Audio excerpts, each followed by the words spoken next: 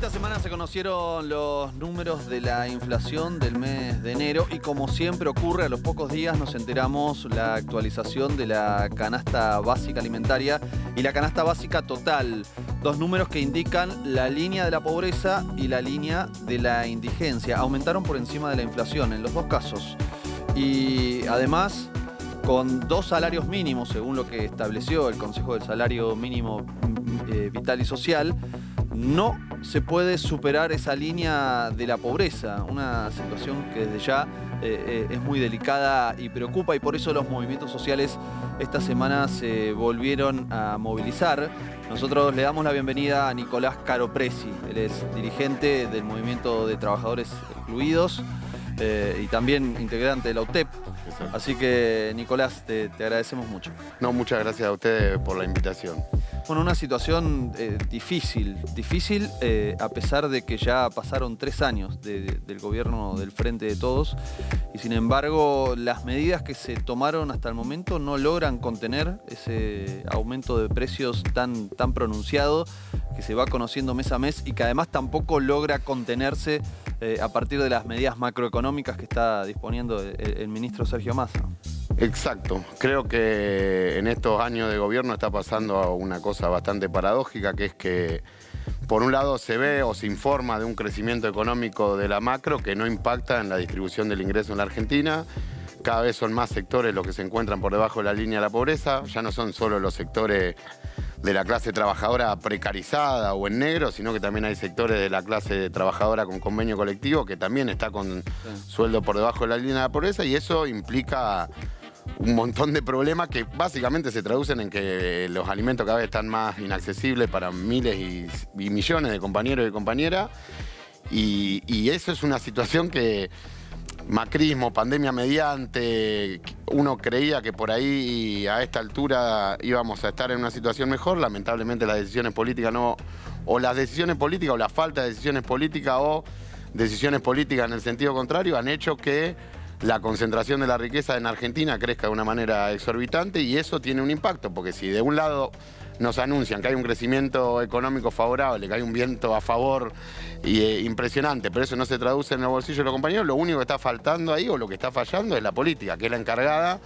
de distribuir ese crecimiento de manera más o menos equitativa para la sociedad argentina. No estoy diciendo que todos vivamos en countries, porque sé que es imposible, pero por lo menos que la vida de millones mejore de manera diametral. Y creo que ahí está la mayoría de los problemas que explican la movilización en la 9 de julio, que explican el constante roce de organizaciones con el gobierno nacional, incluso las que están dentro del Frente de Todo, uno los escucha hablar y toman eso como un problema y como una falta. Creo que no tenemos una hoja de ruta clara de cómo vamos a salir de esta situación que es contradictoria, como digo. Hay crecimiento económico por un lado y ese crecimiento no se ve en el bolsillo de la gente. Dice Rubinstein, vendría a ser el viceministro de Economía, que el problema, el aumento de la inflación, no se debe necesariamente a la emisión, de hecho no está emitiendo, producto del acuerdo con el Fondo Monetario Internacional. Es cierto que hay muchos pesos circulando, pero aparentemente no se debe a eso. Dice que es producto de la estacionalidad, ¿no? Y que hay una inflación núcleo que no está aumentando tanto, por lo tanto, cuando se vaya esa estacionalidad, bueno, todo va a mejorar. Es cierto, por ejemplo, uno ve los números de la inflación que publicó el INDEC, recreación y cultura aumentaron un 9%, o sea, muy por encima del promedio. Y es cierto que aumenta mucho en este momento, recreación y cultura, porque estamos en el momento estival, con las vacaciones, etcétera, etcétera. Pero el gran problema es que los alimentos aumentaron un 1% por encima del nivel general de la inflación, con algunos productos que son más estacionales. Aumentó mucho la naranja, el tomate, está el contexto también de la sequía, y está una situación real que es que ese aumento de los alimentos a quien más golpea es a los que menos tienen. Es a los que menos tienen, a los que están atravesando una situación de pobreza. Casi el 100% de los ingresos de los que están en situación de pobreza se destinan al consumo de alimentos. Porque la cultura, la recreación, ojalá fuera algo de lo cual puedan disfrutar todos los argentinos de manera totalmente libre, pero realmente económicamente no lo pueden hacer, entonces el impacto de esas cuestiones estacionales que vos mencionabas antes no se siente, como es el arte, la cultura, etcétera. Pero lo que sí se ve es que los precios, y eso lo puede ver cualquiera, el más pobre, el más rico, lo que pasa es que el impacto en el bolsillo y en la economía de la familia es diferente, pero todos los días vos vas al supermercado y los precios son nuevos. También existe una total ausencia de control real en los pactos de precio, acuerdo de precio. A ver, detengámonos ahí un poquito, porque también parece ser muy desigual el programa de precios justos. Es un programa para sectores más acomodados, clase media, si se quiere, que acceden a los supermercados de la ciudad de Buenos Aires, de ciertas marcas reconocidas. Pero el almacén de barrio no tiene precio justo. El almacén de barrio no tiene precio justo y yo el otro día miraba relevamiento que hacían algunas organizaciones de precio y tampoco es que las grandes cadenas cumplen esos acuerdos de precio o hasta ahí o no hay stock en el supermercado cuando vas, de los precios acordados. Yo creo que ahí hay como una cosa también de doble vara, ¿no? Porque hace poco venimos llevando adelante la auditoría de los potenciar trabajo, mal llamados planes sociales, ha habido campañas televisivas de todos los colores al respecto de eso, y es como que a la hora de controlar al más pobre, al cual se acusa muchas veces de la pobreza, es como que el problema son las organizaciones sociales, el problema son los planes, pero a la hora de controlar eso hay un equipo, una tecnología que funciona a la perfección y tenemos el control de hasta en qué gastan sus ingresos los trabajadores y las trabajadoras de la economía popular, por ejemplo. Pero que no tenemos para los grupos más concentrados de la economía. Exactamente, o sea, tenés desde los que especulan con los precios y todos los días te van modificando la góndola o te vacían la góndola a la hora de acordar un precio. Y no sabemos nada. Y ahí no sabemos nada, se fugan toneladas y miles de toneladas de soja por la frontera argentina y tampoco podemos controlar eso. El precio de la carne varía según los intereses de los hacendados más grandes de la Argentina. Entonces, yo ahí es donde yo creo que el frente de todo está fallando. Porque obviamente quien conoció los 4 años del macrismo sabe a lo que no quiere volver. Pero el problema es que la salida o la esperanza o esta idea de vamos a sacar a la Argentina adelante, vamos a poner a la Argentina de pie empezando de lo último, lamentablemente no se pudo hacer. Quizás porque la capacidad de extorsión de esos sectores concentrados es mucho más dañina que la capacidad de extorsión que puedan tener los movimientos populares a la hora de discutir política pública para el sector. Quizás es eso, quizás es la presencia del FMI. El FMI en sus acuerdos que ha firmado con este gobierno también manda a racionalizar el gasto público, sobre todo, y lo dice literalmente, el gasto con el potenciar trabajo. Entonces, estamos bajo la bota de los poderosos de Argentina y un gobierno, o se vota un gobierno, o la gente vota un gobierno, para que se pare en contra de esos intereses, no para que destruya esos intereses, sino para que se pare, para que no sea un viva la pepa, para que no sea el cada uno hace lo que quiere, y que pensemos en la comunidad argentina en su totalidad y que pensemos políticas que tiendan a fortalecer a los últimos. Eso era la promesa, ese era el contrato de este gobierno, y creo que si hoy vos sentás a un gran empresario argentino o internacional, porque también tenemos a los alimentos manejados por empresas multinacionales, si vos sentás a uno de ese sector y sentás a uno de los sectores de los compañeros de los barrios populares, donde sí hubo políticas concretas para la pobre, para el excluido, para la economía popular, pero si vos le preguntás cuál de los dos le fue mejor, y por lejos,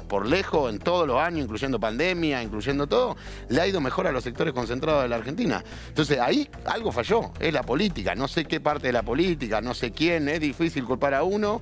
Creo que es una responsabilidad de la política argentina en su totalidad y de todos los que tenemos algo que ver con el funcionamiento cotidiano de la democracia, que va de las organizaciones sociales, sindicales, estudiantiles, medios de comunicación, partidos políticos, etcétera, de discutir una hoja de ruta de realmente cómo vamos a salir de esta Argentina, dejando discursos vacíos de lado. El discurso vacío le llamo al pobreza cero, vamos a convertir los planes en trabajo, todas cuestiones que son enunciados, hermosos, convocantes y llamadores de voto, pero que a la hora de cuando vos le decís cómo va a hacer eso, nadie te lo puede traducir. Uno te dicen la lluvia de inversiones, otro te dicen somos peronistas y va a ver cómo la ordenamos. A ver, pensemos un poco en los programas sociales, o contame, que vos estás como metido en ese tema.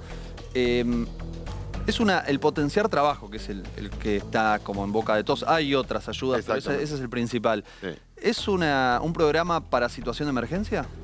El potenciar trabajo es un programa que viene a fortalecer, no es una transferencia de ingresos, que es la pregunta, digamos, no es como cuando discutíamos el año pasado el salario básico universal. Por eso, entonces no es, porque si uno escucha lo que decía la vicepresidenta con respecto a esto no se puede mantener en el tiempo, no aplicaría el potenciar trabajo. No aplicaría el potenciar trabajo porque el potenciar trabajo lo que el potenciar trabajo nace en respuesta a una necesidad concreta que no la inventaron los movimientos sociales, no la inventó nadie, sino que la realidad misma la parió, y es que hay millones de argentinos y argentinas que de alguna manera se generan su ingreso. No se lo resolvió ni el mercado privado del trabajo, ni la empresa, ni las inversiones, ni la lluvia de dólares, ni nada de esas cosas que prometieron varios, ni se lo resolvió el Estado con contratación de trabajadores por parte del Estado.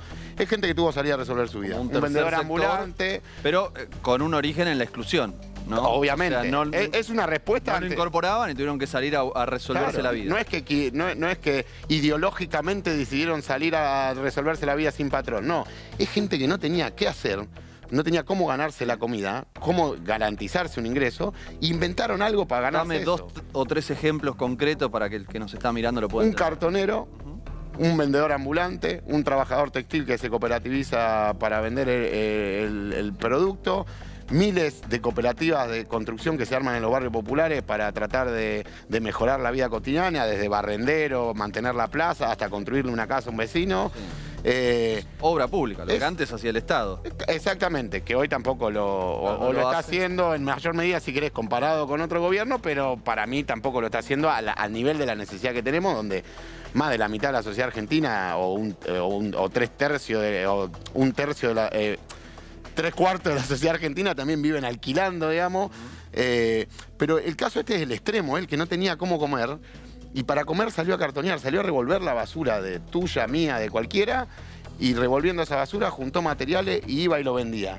La economía popular desorganizada es eso. La economía popular organizada es cuando todos esos compañeros que dan vuelta por la ciudad de Buenos Aires se juntan en una cooperativa y empiezan a luchar para conquistar algunos derechos. Porque obviamente revolviendo basura no es que vas a comer y vas a resolver todos los problemas, como garantizar la ropa, la escolaridad de tus hijos, el ocio, el arte, el deporte. ¿Y a quién le piden esos derechos? Y esos derechos se los exigen al Estado, porque hoy en día quien fracasó ahí es el sistema en su totalidad. Fracasó el mercado privado, fracasó el Estado, fracasaron todas las alternativas de libre mercado que promete el capitalismo como la solución, o que promete el sistema, para no hablar en términos tan ideológicos, pero el sistema para resolver ninguna de esos caminos se lo solucionó. Y no porque no quieran, esa cosa de que hay gente que vive rascándose la panza viviendo las tetas del Estado. Eso no existe. Nadie vive, hoy en día un potencial trabajo son 30.000 pesos. Nadie vive con 30.000 pesos. Nadie vive. Entonces, ¿Cómo se compone ese ingreso de una persona que trabaja en una cooperativa? 30.000 pesos son del Estado, o sea, lo recibe del Estado a través del potencial trabajo. ¿Y el resto? El resto es un ingreso que se autogenera. Se lo genera vendiendo el material que reciclan, o sea, todo el material que ¿Llega a las 60 lucas del salario mínimo? No llega, y cuando llega pasa como nos pasó hace 2 meses atrás, en noviembre del año pasado, que la AFIP liberó datos del movimiento de las billeteras virtuales, de la caja de ahorro. Porque compró una aplicación, un jueguito en el celular. Porque compró Netflix, estaba estafando. Waldo Wolf presentó una denuncia que fue la que detuvo la liquidación en el Ministerio de Desarrollo del cobro de 1 millón de potenciales en diciembre del año pasado, y se atrasó el cobro. Denunció que estaban estafando al Estado porque contrataban Netflix, ¿se entiende? O sea, y para mí ahí está la clave de este problema. Vos sabés que cuando Alberto asumió su presidencia, en el discurso de Asunción, muchos de compañeros de la economía popular, trabajadores y muchos compañeros de las organizaciones sociales, nos sacó una sonrisa cuando dijo: existe la economía popular, esa hoja de ruta está en blanco, ese renglón hay que llenarlo y es tarea de nuestro gobierno llenarlo. Estamos llegando al final del mandato y todavía, desde el Frente de Todos, desde la oposición, desde el partido judicial, desde todos lados, el único consenso que encuentran todos es que el problema son los planeros que se rascan la panza y que no laburan y se llenan atacando a un tipo que cobra 30.000 pesos, y cuando le va bien le vas a contar la costilla también, porque algo que dijo Juan en una nota, digamos, es como que está pensado que el subsidio es para mantenerte ahí en la miseria y nada más, digamos. No puede ser pensado el subsidio como para mejorar la vida. Por eso te preguntaba si era una ayuda de emergencia. Ese era el motivo de la pregunta. Ahora, sé que está en discusión hacia el interior del Frente de Todos, sé que la vicepresidenta está muy preocupada por este punto. Hay cierta paridad entre el ingreso que tienen determinados sectores que reciben el potenciar trabajo Y de repente un empleado de comercio, en un pequeño comercio. Hay como una paridad que nunca estuvo, que es nuevo, es un fenómeno nuevo en la Argentina, a mi entender, por lo bajo que están los salarios de un empleado de comercio. Pero eso también genera un problema social, un problema de enfrentamiento entre dos grupos sociales o dos tipos de personas que están dentro del mismo grupo social, porque los dos cobran lo mismo, en definitiva. Es una pelea entre pobres, en definitiva, porque hay que decirlo con todas las letras, hay trabajadores conveniados con representación sindical que están cobrando por debajo de la línea de pobreza. Bueno, pero el que trabaja en un comercio o en una bicicleta con Rappi está enojado con vos. Porque dice, por culpa de ese yo no cobro un poco más. Sí, pero no. Y además ese es un vago, ¿no? Bueno, pero eso sabemos que es una construcción. Ponele Rappi, una aplicación, una empresa que gana en dólares, liquida, o sea, gana una fortuna de plata. Quien le está pagando un mal sueldo o un sueldo cercano a lo que recibe un beneficiario del potencial trabajo es el empresario, y no es que ese empresario no está ganando plata, porque que venga algún dueño de esas aplicaciones a decirme que se está empobreciendo o que le está yendo mal, y eso no explicaría por qué esas aplicaciones funcionan. Trabajo precarizado, los mismos trabajadores tienen que pagarse ellos mismos el monotributo, todos los aportes sociales, de salud, etcétera, se lo corren por propia voluntad de ese compañero, que para mí el compañero o la compañera que trabaja en Rappi o en Pedido Ya o en todo ese tipo de aplicaciones es un compañero más parecido al de la economía popular en la forma de la característica de su trabajo. Es como la explotación en un taller textil, es como el que junta la yerba en Misiones, que a nosotros nos venden como 800 pesos el kilo y a ese trabajador le pagan menos de 50 centavos el kilo de hoja que junta, o el trabajador que junta la uva o el trabajador que junta la aceituna. El problema es que se le deja esa libertad de explotación a los sectores concentrados de la economía argentina y que la economía, y que no se interviene tanto el Estado ahí. Yo creo que hoy los convenios colectivos de trabajo del sector privado, del sector sindicalizado, es el que pisa la cabeza y la posibilidad de ascensión, para decirlo de alguna manera, o de mejorar su vida al trabajador de la economía popular. Porque lo que pasó no es que aumentó increíblemente el ingreso de un trabajador de la economía popular. Lo que pasó es que disminuyó increíblemente, en términos de su poder adquisitivo, la capacidad de compra del trabajador conveniado. Entonces, ese descalabro económico, no puede ser que para solucionar ese descalabro económico, lo que tengamos que hacer es que el que está abajo viva peor. Porque no puede ser esa la salida de la política. Esa no puede ser la salida de la política. La salida de la política tiene que ser como el que está arriba está un poquito mejor. Porque como dijimos cuando empezamos esta nota, ese compañero, esa compañera, hoy está cobrando un salario de pobreza.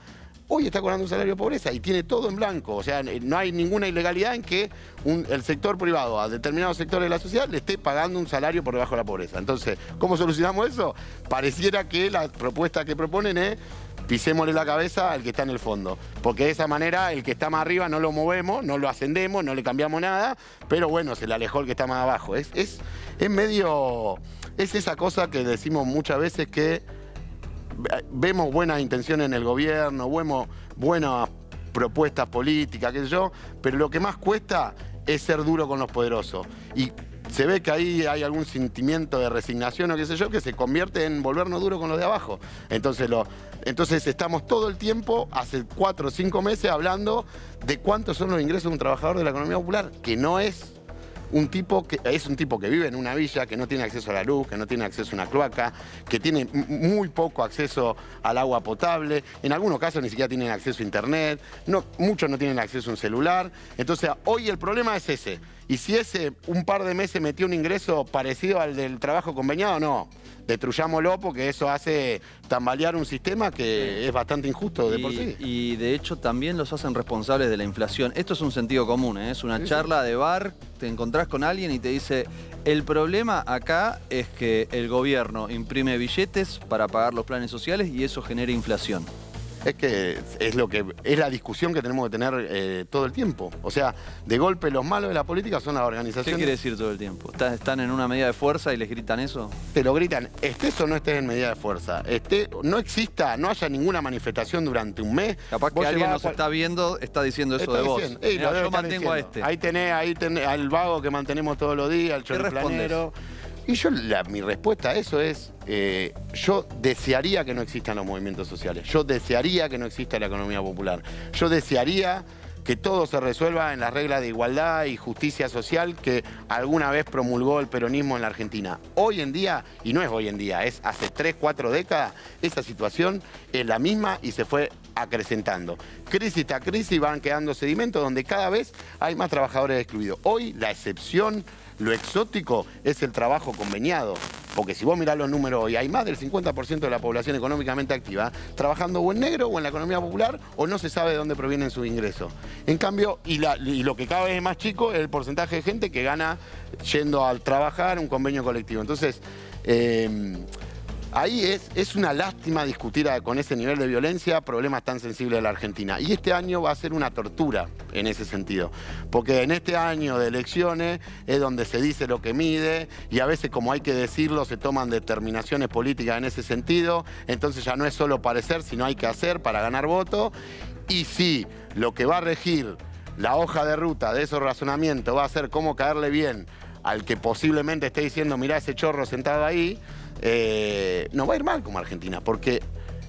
Y además no es un problema solo argentino, porque eso es algo que siempre quiero dejar claro, digamos. No es que solo en Argentina existe la economía popular, no es que solo en Argentina el problema del convenio colectivo de trabajo cada vez es una excepción más que la regla. No es que cada vez los trabajadores cobran menos, es un problema mundial.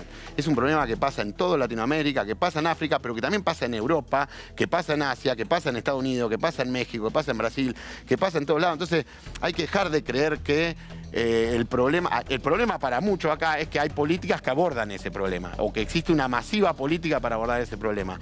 Y eso es no estar acorde. Yo cuando escucho a un peronista decir eso es como que digo, bueno, yo no soy peronista, pero digo, conociendo la historia argentina, habiendo informadome bastante sobre el peronismo, va en contra de cualquier norma de comunidad organizada, de justicia social. Si el mercado de trabajo no está resolviendo el ingreso de millones de compañeros, pues no son solo los que cobran el potencial, hay alrededor de 3, 4 millones de personas que autogeneran su ingreso de alguna u otra manera.